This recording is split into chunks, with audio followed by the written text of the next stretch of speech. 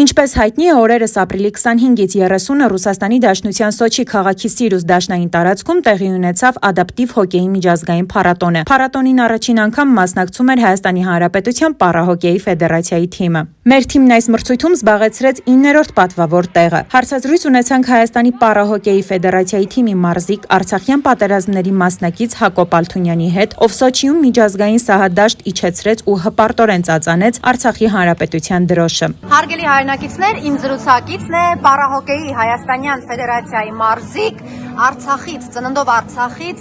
Յակով Ալթունյանը, ով նաև երեք Սոչիում սահադաշտում բարձրացրեց Արցախի դրոշը։ Պարոն Ալթունյան, ձեր տպավորությունները, քանի որ Հայաստանում էլ բավականին բուռն տրամադրության արդյունք ունեցավ Արցախյան դրոշի բարձրացումը ձեր կողմից։ Կարծում եմ Արցախի դրոշը միշտ կարելի ասել լինելու է մեր հետ, մեր սրտերում, Արցախը մեզանից փոկել հնարավոր չի։ Ուղղակի 2020 թվականից հետո, իսկ դրանից հետո նաև 2023 թվականից հետո Արցախի դրոշի նկատմամբ մեր վերաբերմունքն է փոխվել, որովհետև Արցախում ապրելուց մենք ուղղակի հարգանք ենք տալիս մեր դրոշին, մեր դրոշը կանգուն էր, իր տեղում էր։ Դրանից 23 թվականի սեպտեմբերից հետո Արցախի դրոշի նկատմամբ վերաբերմունքը փոխվել է արմատապես։ Մեր համար այն դարձել է սուրբ մասունք, սրբություն, միգուցե կան մարդիկ, որոնք դա չեն գնահատում, բայց Արցախի դրոշը բարձրացնել Սոչիում սահադաշտում համաշխարհային նշանակության խաղերի ընթացքում դա ինձ համար եւ պատիվ էր եւ չգիտեմ մեծ պատասխանատվություն էր եւ կարելի ասել ես ուրախությամբ պատվով կարողացա պահել դրոշը այդ պահին ոչ մի հուզմունք, ոչ մի բան, ուղղակի ինձ համար մեծ հպարտություն էր դրոշը պահել իմ ֆոնին, իմ գլխավերևում եւ դա անգնահատելի է։ Դուք նաև պատերազմի մասնակից եք։ Երկու բառով, Ես պատերազմի մասնակից եմ, եղել եմ Արցախյան շարժման ակտիվ մասնակիցներից, վիրավորվել եմ 1953 թվականին, գնահատվել եմ պետության կողմից, մեր մայր պետության կողմից եւ ամեն ինչ կարելի ասած ածված է եւ դեռևս միգուցե դեռ անելիք ունենք մեր պետության ապագայի համար։ Հայաստանի պարահոկեյի ֆեդերացիան ստեղծվել է 2017 թվականին Հայաստանի պարաօլիմպիկ խաղերի ֆեդերացիայի նախագահ Հակոբ Աբրահամյանի նախաձեռնությամբ։ Հայաստանյան թիմը վերջին 2 փառատոններին չի մասնակցել ֆինանսական աջակցության բացակայության պատճառով։ Հայաստանի կառավարությունը այս անգամ եւս մերժել էր հայկական թիմի ֆինանսավորումը, սակայն համահայկական ճակատշարժման առաջնորդ գեներալ-մայոր Արշակ Կարապետյանի ու իր գործարար ընկերների աջակցությամբ մեր տղաները կարողացան մասնակցել միջազգային փառատոնին։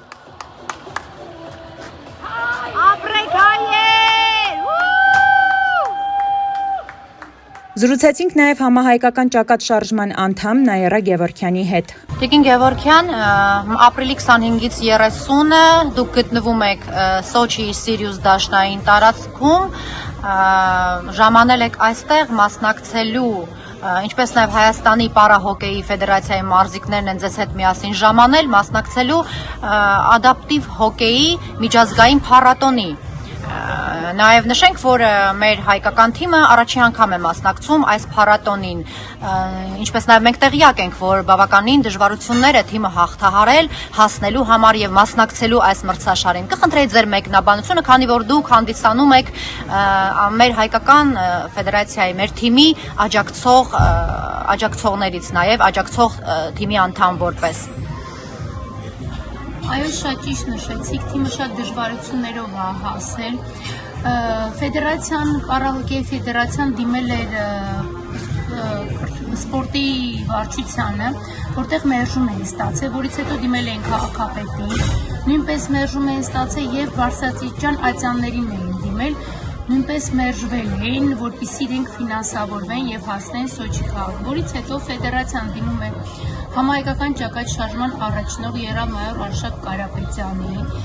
եւ ստանում են դրական պատասխան։ Արշակ Կարապետյանը Ռուսաստանաբնակ հայ գործարարների հետ հովանավորում է տղաների այցը Սոչի քաղաք, որտեղ իրենք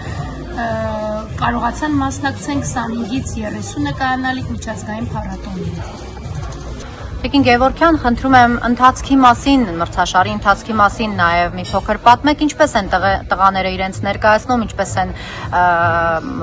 այս մրցույթին մասնակցում։ Նշեմ, որ մեր տղաները պատվով մասնակցեցին այս մրցույթին, 3-2 խաղ են ունեցել, առաջին խաղը հաղթել են, երկրորդ խաղում պարտվեցին, իհարկե ոչինչ, պարտվելն էլ էր իրենց համար լավ, կարևոր իրենք պարծանքով բարձրացրեցին եռագույն դրոշը, նշեմ նաև, որ մարզիկների մեջ էր ծնունդով արցախցի Յակոբ Ալթունյանը, որը նաև պատերազմի մասնակից է եւ արժանացել է Արտական խաչ կրծքանշանին եւ նա մեր եռագույնի կողքին պատվով բարձրացրեց նաև Արցախի դրոշը։ Եվ ես կարամ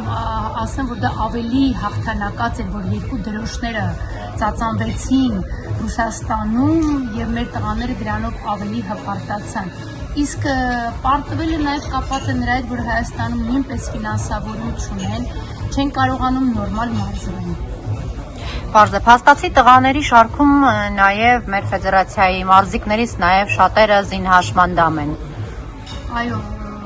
թիմը բաղկացած է զինհաշմանդամներից, առաջի պատերազմի մասնակից 44-րդ պատերազմի մասնակիցներին եւ բոլոր զինհաշմանդամներին եւ ցավալի է, որ Հայաստանում կարողանում են Ադրբեջանից եկած կամ Թուրքիայից ժամանած 7 լրագրողի ընդունեն պետության հաշվին, պետության բյուջեին, բայց այս կատեգորիայի տղաներին անտեսում են եւ սպորտի վարչության պետը գրում է, որ բյուջեին գումար չկա։